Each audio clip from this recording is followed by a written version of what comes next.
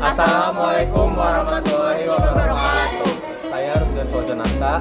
Saya Syahira Ujitadio. Saya Nasional Zahra. Kami dari kelompok 2 akan menjelaskan tentang bank konvensional. Betul. Bank konvensional adalah bank yang fungsi utamanya menghimpun dana untuk disalurkan pada yang memerlukan baik perorangan maupun badan usaha. Penghimpunan dana berfungsi untuk membangun usaha dengan sistem bunga. Apa itu riba? Riba adalah bunga uang atau nilai lebih atas penukaran barang. Riba, apapun bentuknya dalam syariat Islam, hukumnya adalah haram dan sanksinya juga sangat berat. Diterangkan dalam hadis yang diriwayatkan bahwa Rasulullah mengutuk orang yang mengambil riba, orang yang mewakilkan, orang yang mencatat, dan orang yang menyaksikannya. Hadis riwayat Muslim.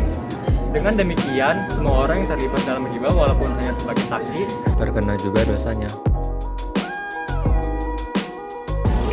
Apakah bank konvensional termasuk ke dalam riba? Tentu saja iya, karena di dalam bank terdapat bunga yang ditetapkan. Dalam Islam, pinjam-meminjam tidak boleh ada bunga karena dapat memberatkan peminjamnya.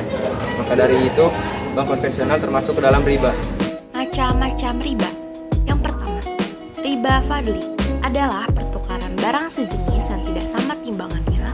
Misalnya, cincin emas 22 karat seberat 10 gram ditukar dengan emas 22 karat namun seberat 11 gram. Kelebihannya itulah yang disebut riba.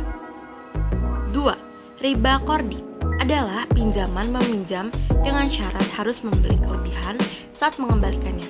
Misalnya, si A bersedia meminjamkan uangnya sebesar Rp100.000, si B bersedia mengembalikannya sebesar Rp115.000. Kelebihannya itulah yang disebut riba. Yang ketiga, riba yadi adalah akad jual beli barang sejenis dan sama timbangannya, namun penjual dan pembeli berpisah sebelum melakukan serah terima.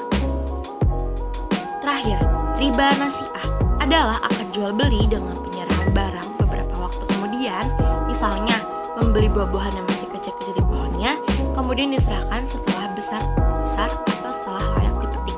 Jadi, bank konvensional termasuk ke dalam riba kordi. Perbedaan bank syariah dan konvensional. Pertama, bank syariah. Yang pertama, syariah Islam berdasarkan Al-Quran dan hadis serta fatwa ulama MUI. Kedua, keuntungan, kemakmuran, dan kebahagiaan dunia akhirat. Ketiga, keuntungan berdasarkan sistem bagi hasil, jual beli, dan sewa. Keempat, bank syariah akan menolak pengajuan kredit yang ditujukan untuk hal-hal yang bisa melanggar hukum Islam.